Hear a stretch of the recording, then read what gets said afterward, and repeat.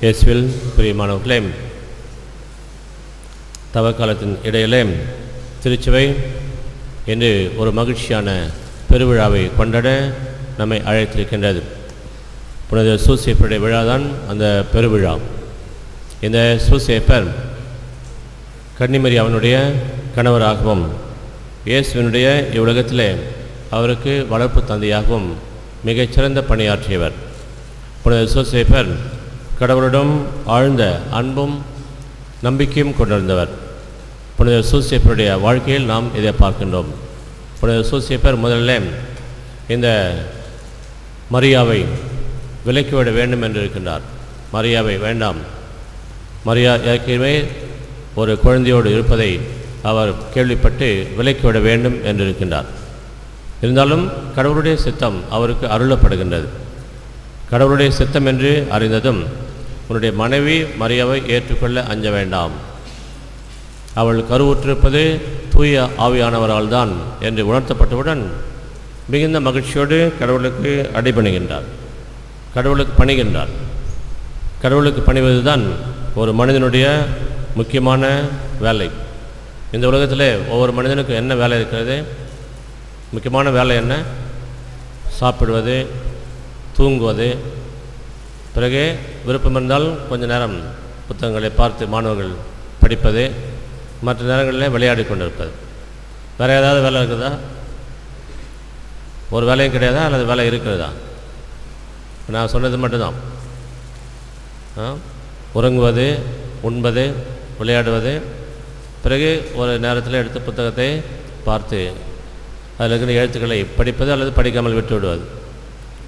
வேறு ஏதாவது வேலை இருக்குமா? நமக்கு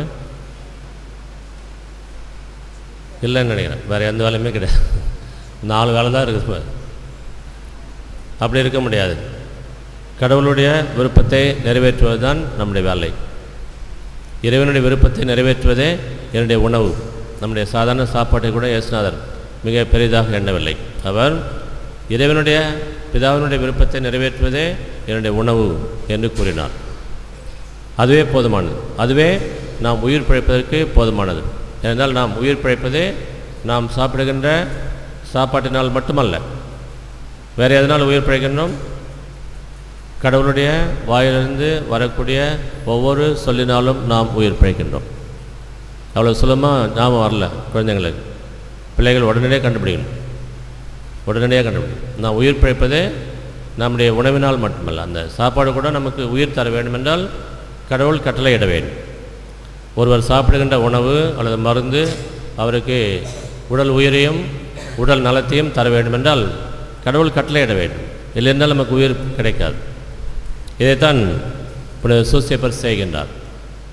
ஆண்டவருடைய தூதர் கனவிலே தோன்றி அவருக்கு அறிவித்தவுடன் அன்னை மரியாவை போன்று இதோ நான் ஆண்டவருடைய அடிமை, கடவுளுக்கு நான் அடிபணிகின்றேன் என்று தன்னுடைய மனைவி மரியாவை ஏற்றுக்கொண்டு பிறகு இயேசுனுடைய வளர்ப்பு தந்தையாக இந்த உலகத்தில் வாழ்ந்தவர். இன்று திருச்சபை மிகுந்த மகிழ்ச்சியோடு அவருடைய பெருவிழாவை கொண்டாடுகின்றது. நாம் அனைவரும் மகிழ்ந்திருக்குவேன். இன்றைய தினம் சூசேப்பருடைய விழாவை திருச்சபையினுடைய பாதுகாவலர் என்று எல்லா ஆலயங்களிலும் கொண்டாடுகின்றார். திருச்சபையினுடைய பாதுகாவலர் புனித சூசேப்பர் தான். புனித சூசேப்பருடைய பெயரில் இந்த சபைகள், ஏராளமான சபைகள் இருக்கின்றன. இயேசு மரி சூசை என்று ஒரு சபை இருக்கிறது, திருக்குடும்பம். திருக்குடும்பத்தினுடைய சபையில் இன்று 2 அருட்சகோதரிகள் தங்களுடைய முதல் வார்த்தைப்பாடுகளை கொடுக்கிறார்கள். நம்முடைய மறை மாவட்டத்திலேயே இது நடைபெறுகிறது. அதுபோலவே சென்ட் ஜோசப் ஆஃப் க்ளூனி என்று ஒரு சபை இருக்கிறது.